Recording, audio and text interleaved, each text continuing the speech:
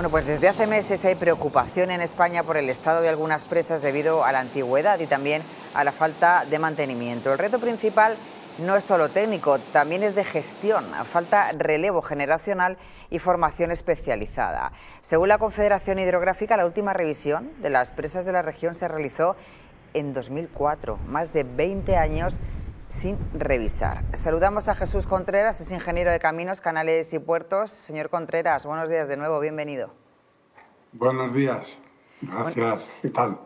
Pues aquí estamos, porque es que 22 años, Jesús, sin revisión, ¿eso es normal? Sí, no debería ser normal. No debería ser normal porque me parece que la obligación de los titulares es cada 4 o 5 años. O sea que deberían ir por la tercera revisión.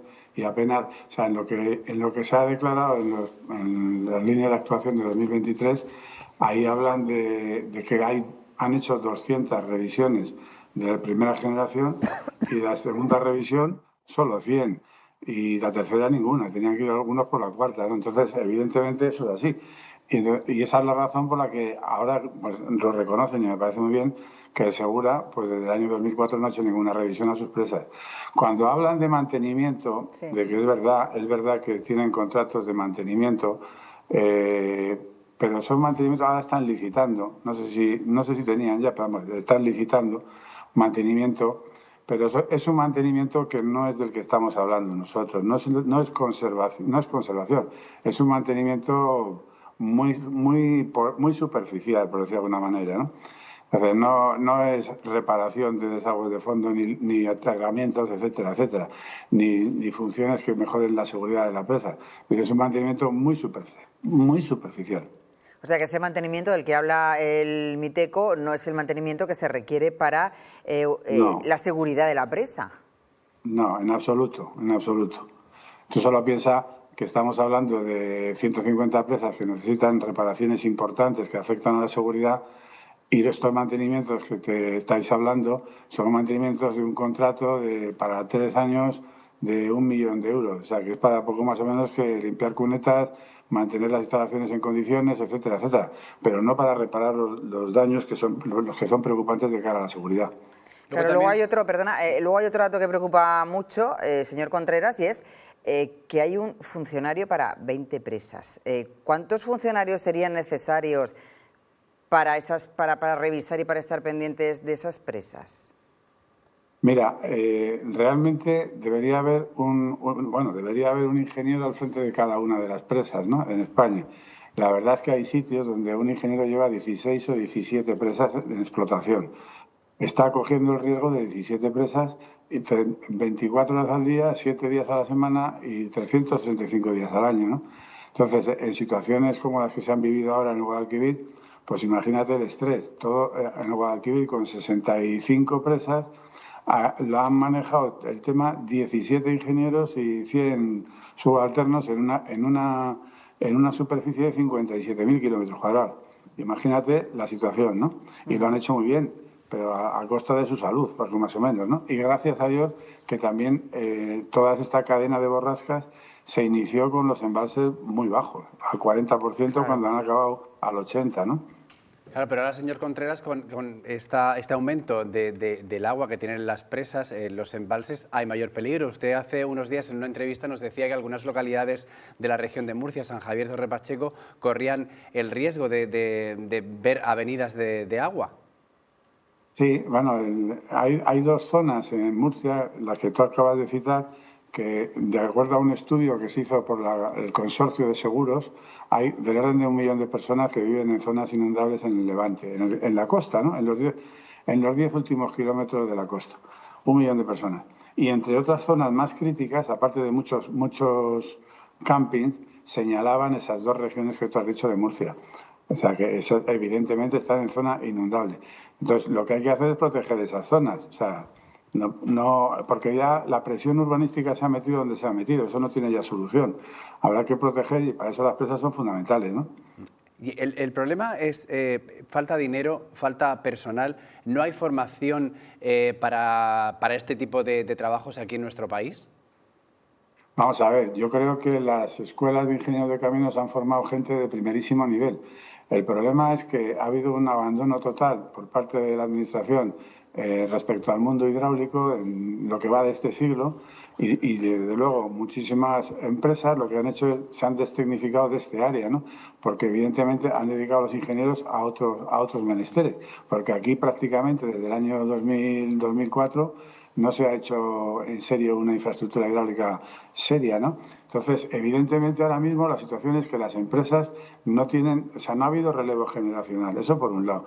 Pero es que el problema también es que la propia administración se ha destecnificado, porque esta situación en la cual un ingeniero tiene la responsabilidad de tantísimas empresas, en cuanto puede se va, cambia de destino y se va a un sitio donde le pagan mejor, porque esa es otra situación.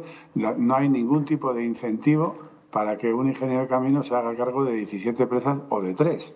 Entonces, al final, si un ingeniero de caminos perteneciente al cuerpo del Estado ve la posibilidad de cambiar de destino, irse a Hacienda o irse a carreteras o irse a otro sitio donde tienen incentivos, pues se va. Hay una estadística en el Ebro, que es donde hay dos zonas que la llevan un ingeniero con 16 presas una y 17 otra, más una zona regable, pues me parece que la duración media de un ingeniero es del orden de los 3 años.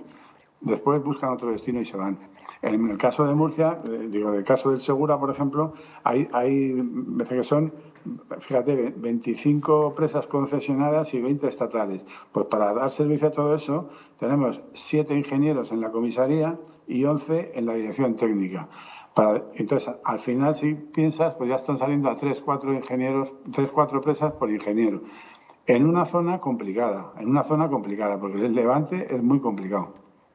Efectivamente, el Levante es muy complicado y quería preguntarle, señor Contreras, si no se hace lo que se tiene que hacer, si no se toman medidas de forma urgente y además medidas que sean efectivas, porque lo que nos ha dicho el Miteco, usted acaba de decir que eso no es mantenimiento de una presa en condiciones, que eso es como una revisión así por encima.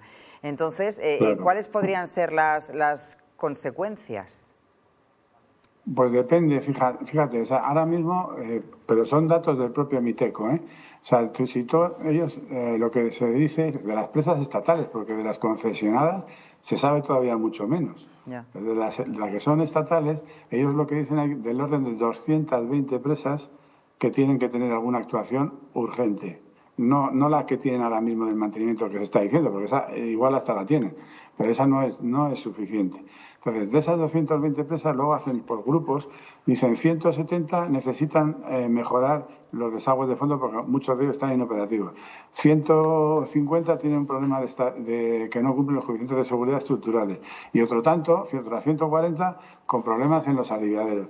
Si tú ves que 150 más 170 más 140 suman bastante más que 220, de donde se deduce que hay una serie de presas que tienen más de 1 y hasta 3 incidentes que atentan, que van en contra de su seguridad. Entonces, si a eso tú le sumas en un momento determinado un episodio como lo que ha pasado en Algo de Alquiví, pero que se concentre en una cuenca, lo que ha pasado en el Grazalema, ¿no? Si se concentra en una cabecera de una cuenca en que una de las presas o la presa tiene esta situación, pues puede haber un riesgo serio de colapso, sin lugar a dudas. Pasó en Forata hace año y pico, ¿no? Sí. Evidentemente, si no se lo toman en serio, claro que puede pasar algún día. Ahora, si la pregunta es, ¿se va a caer mañana una presa? Te digo que no.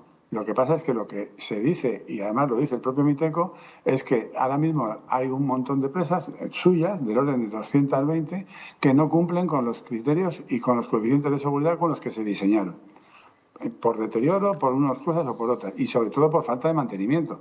Porque los desagües de fondo muchas veces no funcionan. Ellos te dicen que hay 70 presas que no se atreven a abrir los mecanismos de los desagües de fondo y las compuertas porque no saben si los van a volver a cerrar. Eso es un mantenimiento que requiere arreglar eso de una santa vez, ¿no? Y para eso hace falta dinero, no estos contratos de 1 millón de euros para mantener 9 presas. Esos son contratos de poco más o menos de limpieza de cunetas, que se dice, ¿no? Para que nos hagamos una idea, para que la gente se haga una idea, vamos a ponernos en el peor de los casos, que ojalá esto no ocurra nunca, pero una presa colapsa, ¿cuál es la fuerza y la velocidad del agua que puede salir de ahí? ¿Y qué es lo que puede pasar alrededor y hasta dónde? Es decir, ¿cuántos kilómetros alcanzaría? ¿Qué pasaría? Vamos a ver, eso, cada presa es distinta. O sea, cuando la legislación obliga al titular a clasificar su presa. Y la clasifica, como tú has dicho antes, en tipo A, tipo B y tipo C. Las tipo A, que son las que tienen riesgo, lo que quiere decir es que en caso de colapso, la presa o la estructura genera una avenida que afecta gravemente a un núcleo de población, o a uno, o a dos, o a tres, pero por lo menos a uno, pero gravemente. Y además, graves daños materiales.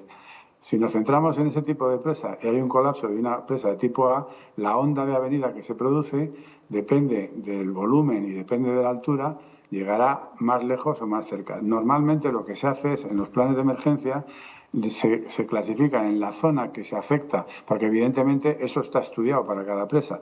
Cada presa tiene un estudio teórico de su rotura y se ve hasta dónde se inunda, dónde se llega y con qué velocidad y con qué calado, ¿no?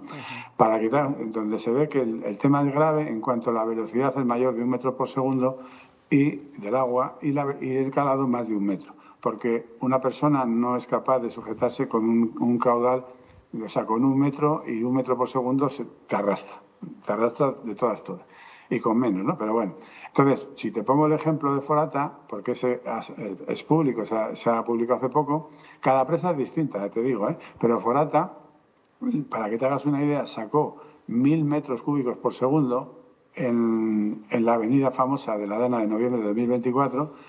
La punta que sacó fueron 1.100, una cosa así, metros cúbicos por segundo. Y la realidad es que si llega a colapsar, el cálculo era 40.000 metros cúbicos por segundo en el punto de la cerrada. Y en zona como, me parece que era Montreuil, que son 6.000 habitantes, el cálculo daba que eran como 20.000 metros cúbicos por segundo y un calado de 7 metros y una velocidad de 6 metros por segundo. Eso es un tsunami.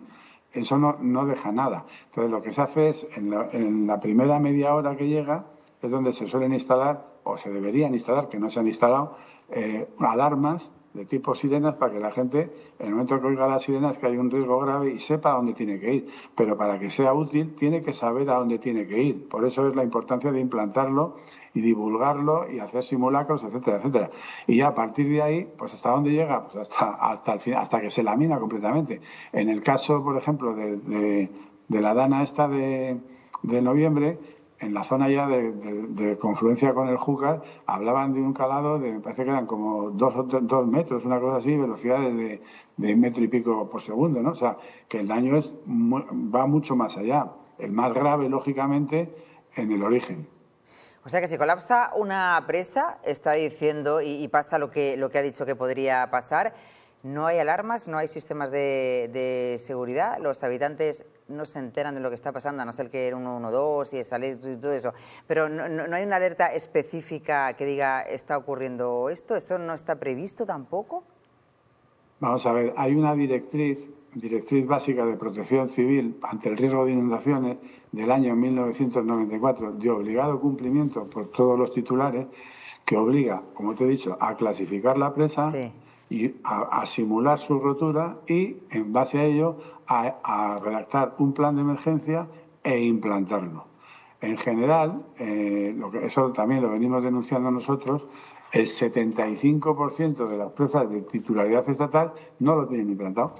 Entonces, ahora mismo me parece que son 58 las presas estatales que tienen el plan de emergencia implantado y 220 y tantas o 230 que no lo tienen. En el caso del Segura, si más no me equivoco yo, sí. ninguna lo tiene, ninguna. En el caso del Júcar, con lo que ha pasado, una lo tiene, que por cierto está en Albacete, que es Mora de Rubielos, ¿no? Entonces, el Duero tiene 2, el Guadiana 6 y el Guadalquivir 6, y el Ebro 33. Pero esa es la realidad. Entonces, alguien ha dicho por ahí alguna vez que, bueno, que tampoco es tan importante, porque ¿y qué dice el plan de emergencia? Pues el plan de emergencia, entre otras cosas, dice que marca 4 niveles de emergencia. El nivel 0, digamos que es cuando tú estás al frente de un embalse de estos y te anuncian que va a venir una avenida, pues entonces el jefe de explotación declara el nivel 0, que significa que quiere a todo el mundo en sus puestos, porque se supone que hay un equipo. Se supone porque normalmente el equipo a lo mejor está compartido para 15 presas, pero bueno, se supone que hay un equipo. Entonces, ese equipo, cuando se declara el nivel 1 de emergencia, lo que quiere decir es que hay que actuar con el protocolo que tengan dentro de las normas de explotación para intentar combatir la avenida, ya sea abriendo desagües de fondo, ya sea moviendo los aliviaderos, etcétera, para hacer hueco a la avenida, en fin, tomar medidas en función de que empieza a haber un riesgo para proteger la presa. Eso es el nivel 1. Nivel 2 es que ya lo que estás diciendo es que con tus capacidades técnicas y tus equipos eres incapaz de asegurar la propia estructura. Es decir, yo con lo que tengo no estoy seguro que esto no vaya a colapsar porque está tomando un cariz que ya es preocupante. En ese momento tienes que, digamos, llamar a Protección Civil y avisar para prevenir a todo el mundo que la situación de la presa es complicada.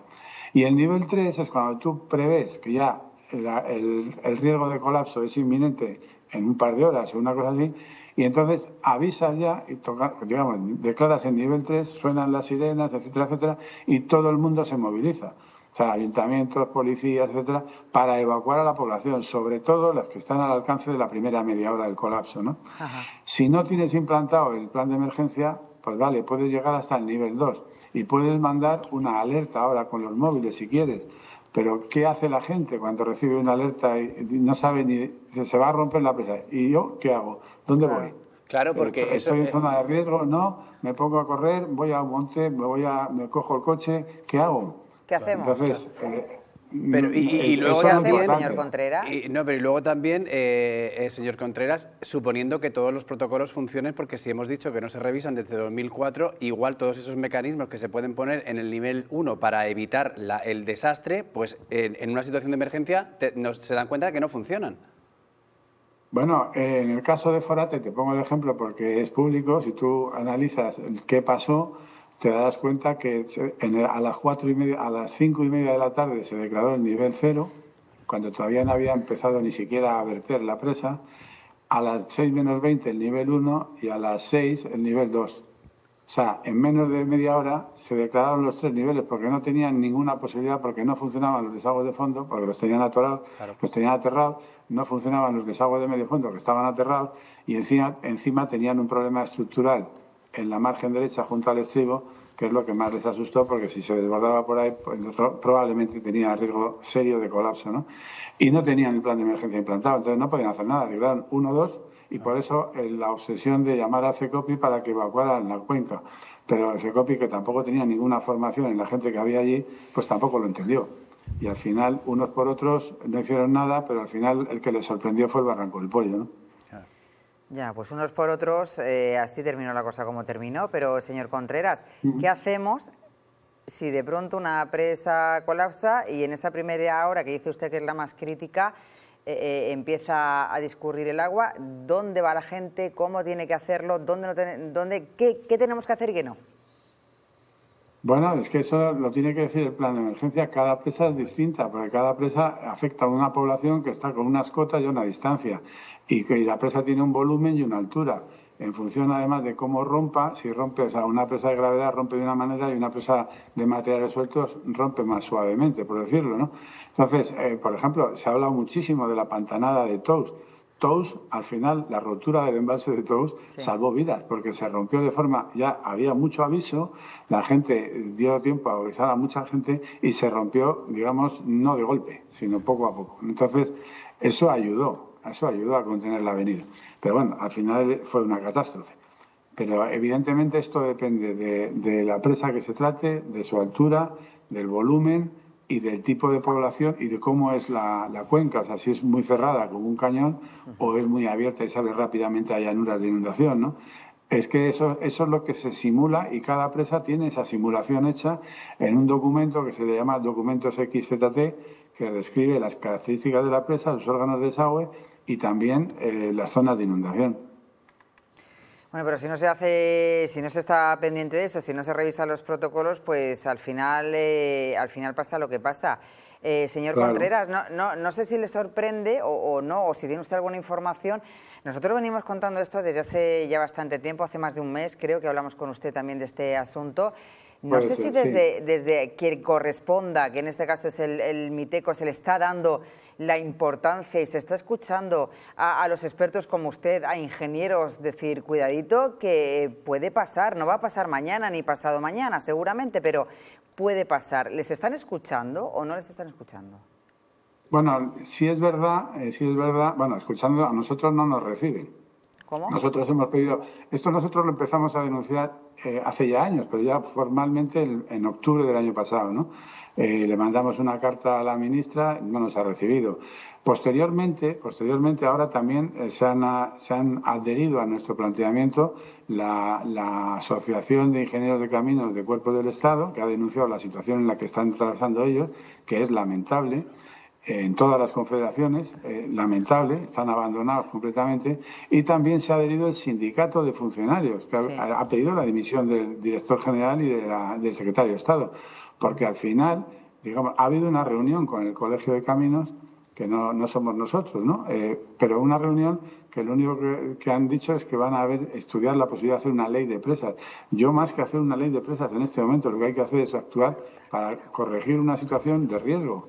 Entonces, está muy bien la ley de presas. Nosotros la venimos reclamando hace 15 años y tampoco nos han hecho ni caso. Es verdad que sí que se están moviendo en la dirección general, porque lo que están licitando ahora en temas, como tú acabas de decir, de mantenimiento de presas o de implantación de planes de emergencia, es como una barbaridad al lado de lo que han hecho años anteriores, que es nada, ¿no? Entonces, sí que ha servido, o esto está sirviendo, para que, de acuerdo, pero hay un segundo problema, que no tienen presupuesto. Entonces, al final, no sé cómo se va a arreglar esto, porque si no tienen presupuesto, no sé cómo van a sacar el dinero para hacer esta situación. Pero desde luego, en otros casos sí se ha sacado. Ahora se acaban de dar 1.600 millones, ha sacado el Ministerio de Fomento para arreglar las carreteras, que es otro pequeño desastre, ¿no? Entonces, deberían hacer aquí algo parecido. Lo que no parece muy de recibo es que estemos al mes de febrero del año 2026 y yo creo que Forata, en lo más fundamental, está igual que el día de la Dana. Y ha pasado lo que ha pasado, ¿no?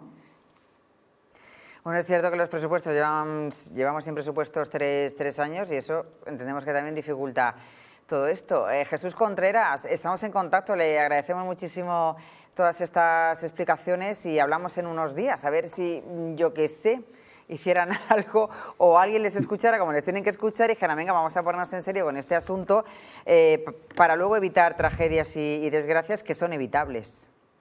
Claro, así es. Es fundamental. Gracias, buenos días. Buenos días. Hasta luego.